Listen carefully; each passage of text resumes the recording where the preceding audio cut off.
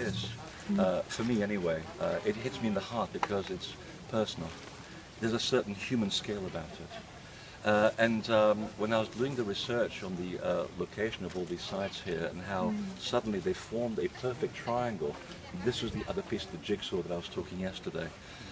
We had at the beginning, just to recap, the little temple of the Jaguar at the bottom with the two pillars, the Chagmul. He's looking directly across the course at the Chagmul on top of the temple of the warriors. They're looking at each other, and on the winter solstice, the day of resurrection, the sun comes and hits them. And I thought, there's a piece missing here. They always come in threes and they're always in perfect triangles. So of course you go on Google Earth and you get yourself a good archaeological map, something that's really accurate, and just to double check. And you make the connection and you end up here at the summit of this pyramid.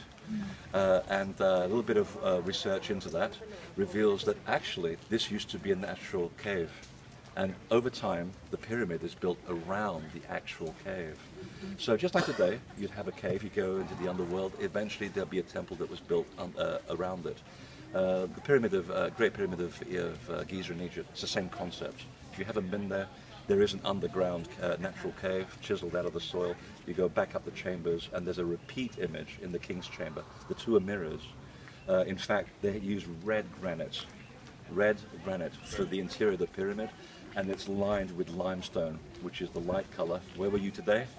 The red clay in Balancanche and the white limestone as well. So the color of resurrection and the color of resurrection, the red, and then the color of the risen person in the white. So you see how these things multiply again and again. So the story here is that there was a ritual cave that eventually gets encompassed by the pyramid.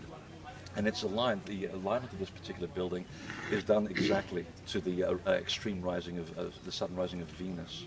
So these little platforms all align, if the trees weren't here, they all align in a row when Venus comes up before the sun at the equinox, and it goes right to the top. And although we can't get there now, there is a chamber, there's a hole at the top with a chamber and a hole that goes all the way down into the original mound. And there are metal rungs that you can access it, and you think, well, why would a dead person require rungs to get back up and get back down? The guy is dead, he's not going anywhere. And that tells you exactly what the place was built for. It was meant for people coming and going at different times. It was part of the ritual chamber. So you put these three pieces together and the puzzle suddenly comes together. This is where they would do the ritual, where you go into the underworld. You are risen, you are taken to the temple of the Jaguar, you meet the sunrise, you are declared risen, and then you go meet the Chagmul.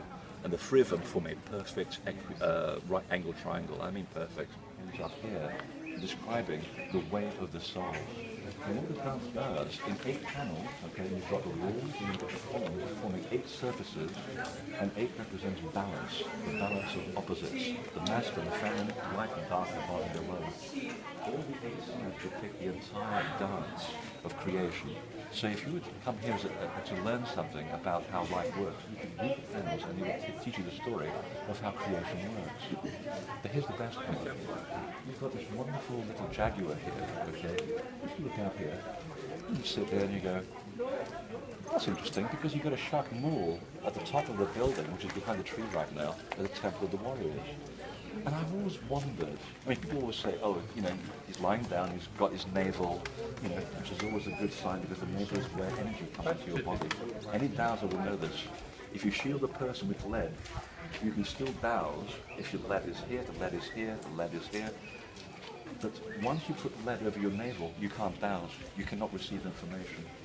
So it's interesting that that guy has a little plate on his navel, because he's in a very awkward position. People don't, you know, even in yoga, people don't do that position. And people keep saying, well, it's obviously aligned to the sunrise behind it, and yes, it is. The solstice sunrise does come up over there.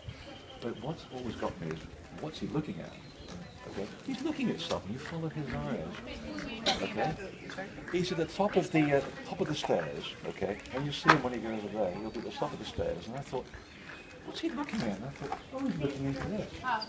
Now, if the sunrise at the winter solstice comes over that column and it goes into this temple, well, that's the resurrection position, because the 21st of December is when light overcomes the dark. That's why so many risen God men, like our friend Kukulkan, rise on the 21st of December, goes into the other world for 3 days, resurrects 3 days later as a star. Does the story sound familiar to you? Right, this is where our good friend Jesus comes from as well. The whole story gets completely redone. So on the 21st of December, not only does the sun rise from there, it also aligns in here, so it brings the highest position of the light into this temple. And I suspect that some of the highest level of initiates would come here to prepare themselves for the final declaration of their risen status. They would then walk over to the Shakmul, they would look into the eyes of the Shakmul, and they would declare risen. It's just a theory I have, because everything is done in threes, in triangles. All the major temples are all in perfect triangles, and I thought, well, where's the third one? There's another pyramid down here. Hardly anyone pays attention to it. It's not as good as that one. You go to Egypt, and you go the same thing. Everybody wants to take a picture of the big pyramid. Oh, big, it's great, yes. Well, if you're on the first level of initiation, yeah, big is everything, matter, everything. When you start going progressively up, it's the little things in life. Less is more. The little things make more difference. Nobody ever goes to the small pyramid in Egypt. Have you noticed that? No one talks about the little pyramid. That's the most important one of all. And that one to me is also very, very important. We establish the fact in physics, okay? And two, it means that we're doing our job properly, because if things were quiet, I would be worried that we're not having any impact, because it also means that the wisdom is going out for all the people who have a little note of this wisdom, and it's having an effect. And the people who are holding on to the old idea, the old paradigm, are getting pretty afraid, which means they're reacting and they're imposing draconian laws because they know their time is up. That's how the big picture works. We are having an effect. We just have to ride that wave with grace, and that was the part of the initiate. You're not going to have an easy time down here. Some do, a lot of them don't. It's hard. It's like jazz musicians. They're some of the most tuned in people in the universe. They have the complete control over sound. Think about it. They can do anything with the music scale at will. They have a hard time being here because they understand how it really does work. But to ride that wave in elegance and grace, that's how you live a life aware. It's one of the essential teachings of the mystery schools. It's going to get difficult. Know how to ride it and come out the other side standing up, you know. Don't fall for the base stuff. Anger, fear, resentment. That just brings you down. You've got to always go there. When you feel